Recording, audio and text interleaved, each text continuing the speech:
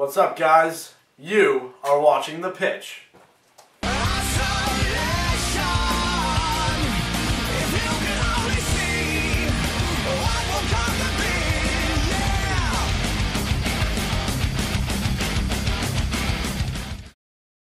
Hey guys, welcome to yet another episode of The Pitch. I'm your host, John Fox, alongside here with Mike Peroni and Rich Sabatelli.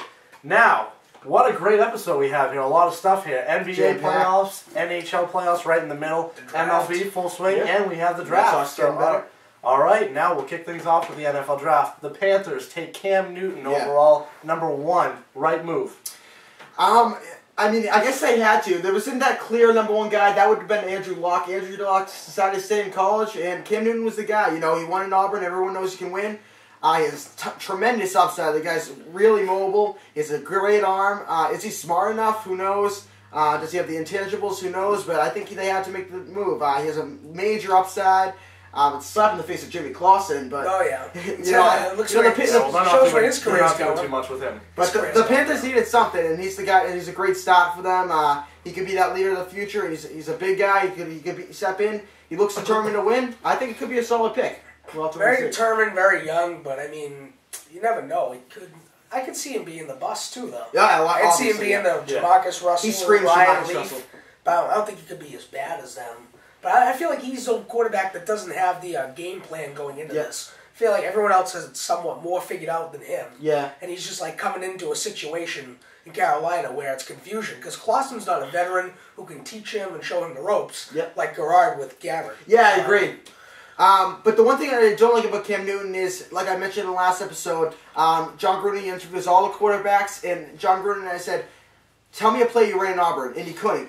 He said all they had was numbers. He had no idea about all those complex plays that they run in the NFL. That's not a great sign at all. He says, we call 53. Like, that's not a play in the NFL, 53. They'll laugh at you. Yeah, they're going to laugh. It's going to be really tough, and especially Panthers with a new coach, Rivera. You know, John Fox is out of here, and they have a new coach here. And you need a guy like a Belichick to show somebody the ropes. With the new coach, it's going to be tougher to learn the system. But, you know, he's a new coach, he's a new quarterback, maybe they can gel. A new coach and a non-veteran quarterback sounds like bad news. Yeah. They got some leaders, though. Steve Smith is very talented, though. Yep. All right, moving on. To round out the top 3, Von Miller goes to the Broncos at 2, and Marcel Darius. Darius goes to Buffalo at #3. Thoughts on this? You know, Von Miller, he's going to be a huge edge rusher on the Broncos side. You know, they already have Elvis Dumervil, who had led the league in sacks 2 years ago. He unfortunately got hurt last year. But now with Von Miller, he's the best pass rusher in the game. It's going to be tough against opposing quarterbacks playing the Broncos. They got Miller, they got Dumervil. They got a great defense now. They still got Bailey back there. It's going to be a tough defense now. And Von Miller screams Defensive Rookie of the Year to me. I think he's very NFL ready. I think he's what the Broncos needed. And Darius for the Buffalo, that's a great pick. I mean, it falls in their lap. He's a true defensive tackle. Buffalo led the league in yards up the middle against. And Darius is going to be that big guy in the defensive tackle right in the middle there. Buffalo needed that guy ever since they lost Stroud. They need that big guy, and I think Darius could be the guy. I like both of those picks. I agree. I think that's what both teams needed. The Broncos were always known for having absolutely no defense, really. Yeah. And the Bills in the past were known. The defense got a little better, but they've always been known for. And the Broncos had a real good offense last year with Orton and so I think this is good. Boyd. You got Orton back, hopefully staying healthy. Tim Tebow, possibly, if he can jump over Kyle Orton. That could be an interesting battle. They could be a solid team, and now they have a solid coach now. The teams that lack the defense, a good time to stack up, and teams that lack the offense, a good time to stack up. How do you think Buffalo's going to do? You know, Ryan Fitzpatrick had a solid season. I think Fitzpatrick's a good quarterback. Yeah, I never saw him as great. I saw him as that step-in guy. Do you think in the second round, I think second round's going on right now as we speak, do you think, would you go out there and get another quarterback, or do you trust Ryan Fitzpatrick to be your quarterback in the future? I trust Fitzpatrick because I think some of the main quarterbacks are gone to draft, though. Well, there's still guys. There's another wide receiver. Yeah. Pretty bad. There's still guys, Andy Dalton and Ryan Mallett. Stevie Johnson stepped up last year. Yeah, no, Steve Johnson was amazing. Steve Johnson, but Lee Evans is fading. Lee Evans was always never but there. But here's the thing: if you get that third weapon, you could always be like, Evans comes back. Yeah. So I mean, you have the 3 out front weapons. Maybe Lee Evans finds. You got CJ Spiller. I got no one covering me now. I'm going to take advantage of this. It's a solid team. I think they did the right move. They needed a guy in the defensive front. And Dario's that big guy. I like both those still have Steven Jackson. I mean, Fred Jackson. Fred Jackson? Yeah. Excuse me. But you know, Buffalo. I mean, they're going to come fourth in the East. I mean, we're saying all this stuff, but the Dolphins, Jets, and Patriots, they're too good. Well, no. You think the Dolphins? I think the Dolphins. You can? They You think take that? the You think they can take the Dolphins? Then? Dolphins fall. I still have them fourth. I'll put them Right there. now. Third. All right. Moving on. Yeah. Atlanta gives up a lot for wide receiver Julio Jones. They give up 5 picks to the Browns, including 2012's first pick. Right move. Everybody hates this move. I absolutely love this move. Atlanta was absolutely nasty last year. They were a great team. It was Patriots in the East, in the AFC, and Atlanta in the NFC. Those are the 2 top teams. Look, Ryan really emerged as a top 5 quarterback in this league. Roddy White emerged as a number 1 receiver. Oh, yeah, they already have a great defense. Brent Grimes came from nowhere in the corner position. They have a great front 7. You know, they still got Tony Gonzalez as the tight end, and Michael Turner as the running back. They had one big hole, and it was the opposite guy of Roddy White, and they filled it out with Julio Jones. Julio Jones, NFL ready. You know, Roddy White, everyone knew they were going to Roddy White as soon as they needed a touchdown, and they were double covering White. White's going to have a field day now with Jones in the other corner. I really like this move for Jones. They sacrificed a lot in the future, but they don't need that with that kind of young team. You got Turner, Ryan, Julio Jones, and Roddy White. That's a very young team. He's still going to prove himself, though. He does. That's the problem. I mean, it's worth trading up to 6, but to give up that much, you give up a first, a second, 4th round. Yeah. And for this year, and then 1st and 4th.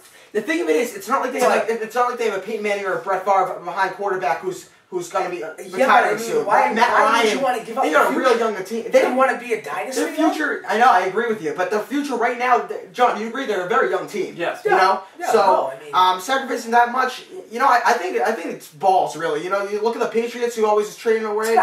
It's gutsy. And I like what Atlanta's doing. You know, they were 1 player away from really contending. They got shot down the Packers in the playoffs. I think this puts them right there. I can't remember one year when the Patriots just stuck with their pick. Yeah. Like, and not traded away I agree. their pick. So. We're going to get that in a sec. All right. They did that Ready? again. Yeah. All right, moving on. Who was the biggest winner of the first round, in your opinions? I like the Saints. Did you? Yes. I mean, you know, they just got the 24th pick, Yeah, 28th Cameron Jordan. pick. And Mark Jordan, Ingram. they got Ingram. Yep. The top running back gets picked 28th. Yeah. Like, for that to happen, it's like everyone's focused on, it seems like, either their main defensive or like a quarterback. Yep. But I mean, you know, hey, why not? Yeah, you know, the Patriots, they have the 17th pick and they have the 28th pick. Who I wanted them to get in the 17 was Cam Jordan. Who I wanted them to get at 28 was Mark Ingram. And the Saints got that exact same thing. And the Saints don't have many holes. And if they do, it's at defensive end and running back. You know, Pierre Thomas is now a free agent. Reggie Bush is officially a bust, I think. Chris Ivory is going to be hurt. I think he's going to be a free agent soon. And then defense, they have guys who are getting much older. And I think Cameron Jordan is going to be perfect in that defense. Sean Payton's really good at coaching up offense. I think if anyone can coach up a running back, it's Sean Payton and Mark Ingram. Reggie Bush never really fit up in that offense. I think the Saints are a winner, and also Detroit. You know, they had the second round, they had the second overall pick last year. They got Ndamukong Suh. He won the Defensive Rookie of the Year. Nick Fairley absolutely drops in the lap all the way down to 12 or 13. I think it was 13th pick. That's a steal. That's a steal. And now they're going to have a wall right there. Nick Fairley and Ndamukong Suh for years to come. That's going to be devastating for opposing quarterbacks. And they play in the tough division. And I think that's going to be real good. And also, I mean, I like what Atlanta did. But I said the two main winners. I think it looks good for the Browns, though, in the future. Browns? You know, you couldn't call the Browns a winner in this. I could. You know what? I think that trade was a all winner these for both picks. teams. Reminds you of what something like Jimmy Johnson would do. Yeah. You know, grab all these picks. I didn't know it was a winner for Atlanta and Browns in that trade, personally. Yeah. No, I think so, but in the long run, I mean, I think it's a good build-up for the Browns. I do too. But I think Atlanta's looking for the championship. You know, the Browns had the 6th pick, and one player wasn't going to make them a playoff team. I like what they did. They traded for a lot of picks, and, you know, they're not one player away like Atlanta is, and they got Julio Jones. Browns built for the future. I really like what they did, too. Might as well. Yep. All right, having said the winners, who's the biggest losers? I say right now it would probably be the Vikings. Definitely. The Vikings wanted Ryan Mallett. They obviously couldn't get Cam Newton. He was too hard. They wanted Blaine Gabbert, excuse me, and Blaine Gabbert went to the Jaguars right before them. That was tough. And they also wanted Jake Locker as a fallback. They did not think Jake Locker was going to go past them. And so they had to settle for Christian Ponder, who some people had him going in the 3rd round. That was a major reach. Right after that, people said, who? They were all booing him for that pick. And, you know, they've been having a couple bad drafts lately, and I think Christian Ponder, they needed a quarterback. If they let him slip, it would have been a problem. But I think that was really a reach right there. A very big reach. I mean, when you reach in something like as big as this, like as early as it is too, when you reach in this draft, in this game generally, you usually lose. Yep. It seems like desperation, kind of like a Brett Favre move to come back. So it's like desperation. They're desperate to find their quarterback. The one thing I like about the Vikings, that's how it's going to work. You can't just hope to throw him in. Hey, we're just going to throw you in here, see how you do. Yeah. If we go 0-16, we'll just find someone else next year. It's no, you need someone to teach him. You need someone, and you can't just throw him in. The one thing I like about the Vikings is usually teams like that, they were supposed to be a Super Bowl contender, and they had a real off year. Brett Favre was off. Now they're moving on with Brett Favre. They're saying, hey, listen, if you're going to come back, who cares? Instead of going out there and maybe getting a Carson Palmer, Donovan McNabb, hoping for the best, or maybe a Kevin Cobb, they really like Ponder, and they must have seen something to get him at the 12th pick, and, maybe they really liked him in film, and now they think they have a future quarterback, I think it's better to, maybe they take a defensive tackle there, a defensive end, and let him try to fall all the way to the second round, and if somebody took him ahead of him, they would have been pissed. So, at least at the end of the day, really say, hey, no listen, we at least got a quarterback that we can build around. But I would still say that was definitely their last resort. I'd say. I think they literally, you can blame them, but in a sense, it's what else do they have? Yeah. You can't really blame them that much. I agree. And also, another loser might be the Patriots. I'm going to talk about that later on the show. Yeah, give away those picks. Yeah, they had Cam Jordan fall into the lap at 17. They were trying to move up to 9. I heard some rumors they were going to try to move up to 9 and try to get Cam Jordan in the Dallas pick. He falls into the lap at 17. They missed on him. And then they have the 28th pick, and Mark Ingram falls into their lap. And they trade him to the Saints. And who do the Saints do? They pick Mark Ingram. And then at 17, they way overrate Nate Solder. Nate Solder could have gone into 20, right around late, mid, early 20s. Right around the 20s. They got him at 17. It's the Patriots. They must have said a lot about Solder. Offensive tackle. Yep. They need that back. They need that front line to start protecting. They need a pass rusher. They really need a pass rusher. They need defense. Ever since they traded Mike Vrabel and Matt Castle for a second-round pick, which turned out to be Patrick Chung, they really needed a pass rusher. In the last couple of rounds, they did not get that. They thought they had that with Cunningham. Cunningham doesn't look, he has a big future. They missed out on Bowers, who's still there. I know he has an injury, but I think they could have got Jordan. I think they could have got Brooks Reed out of Arizona. The good thing is, though, that front line's getting old. That's probably a good thing to get some new blood in there. Yeah, and Matt Light's gone up there. But when I say first round, I want to see my team get better. Yeah. True. And what their big weakness is pass rush, and they should have got a pass rusher. Matt Light's gone, and then you put in a Solder who you don't really gain anything there because you're losing Matt Light and you're putting a Solder. True. You never know what he's going to produce though. And they trade a pick for next year. When are they ever going to make the pick? If they keep on trading picks for next year, that pick's never going to be made. True. Oh, we're going to keep on trading those picks. We're going to keep on trading those picks. Yeah, we'll get them tomorrow. No, we don't like that pick. We're going to trade them for another year. Yeah. They're never going to make that pick. And I think I have a feeling what they're doing. I think they're doing this for the Tom Brady thing. Tom Brady's getting there up there in age. They want to build something around him. Maybe he retires a little earlier than expected. Maybe he gets an injury. They won't have a lot of guys for when he's gone. So maybe that's what he's trying to do, stockpile picks. But they really need to get a pass rusher, and hopefully they do that here in the second round. All right, now in the upcoming rounds, who needs to make a statement? Patriots. Patriots? I think they really need to make a pass rusher here, and I think Bill Belichick needs to make some picks here. I think the Pats need to step in the defense picks. Easily. Pick some more. I like the O-line pick, but I think Solder was a little high. I think they're trying to really just keep Brady intact. And also Makin's might be gone too, which you said. But Solder is 6'8.5". That's a tall guy. And Vollmer on the other side. That's gonna be. I don't know how Brady's gonna see over those guys. Some b-ball up in here. Yeah. All right. Your emails? Do you have time? Yeah, we have time. Sure. All right. Jack from New York asks, "Who is the safest QB? Newton, Gabbert, Locker, or Mallett?" I really like what I see from Blaine Gabbert. I think Pat Panthers did a good job getting Newton, but Blaine Gabbert has something nobody else has. He's extremely smart. Yeah, he's extremely smart. He has a photographic memory. He can memorize plays like nothing else. I think Blaine he's going to be developed a little bit from David Garrard as a teacher there. Saved Gabbert for a couple of years. I really like what Jacksonville did. Once David Garrard... How old is Blaine Gabbert? Blaine Gabbert? I mean, he's in college. He must be around 22. But David Garrard, I think he's right around 30, so... That's perfect. They're obviously saying, "Oh, listen, David Garrard, you're not on our plans in the future. No, we're going Blaine Gabbert." Jaguars might be good. They were saying that Garrard's going to play this season. Maybe throw Gabbert in for a couple of games. The thing with Jack Del Rio, it's not like Garrard's a top quarterback. He's not, but he's decent. He'll have like a bad game and then a ridiculous game. Yeah, I agree. He had a couple of playoff runs. He doesn't have a lot of targets though. Yeah. I mean, they got to surround him.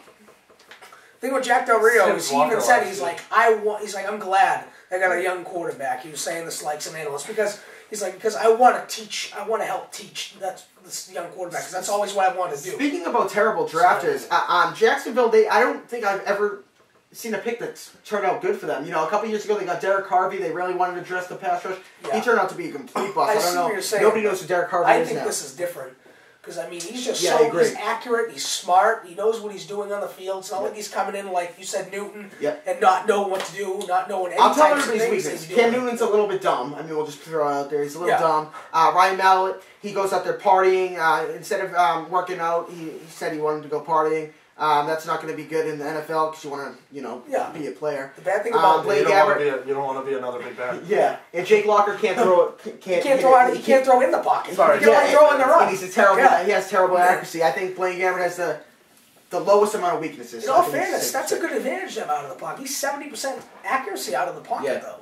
But I mean, I think it once. How's that going to translate to the NFL? You know what I'm saying? On the run a good amount of the time. You're getting rushed by a good defense. If you're in college, I'd rather have a really good pocket passer than a guy scrambling, you know what I'm saying? Yeah, so that'll be perfect for the NFL. We'll see. All right, moving on to our final viewer email. Tyler from Boston asks, what is the Pat's biggest need?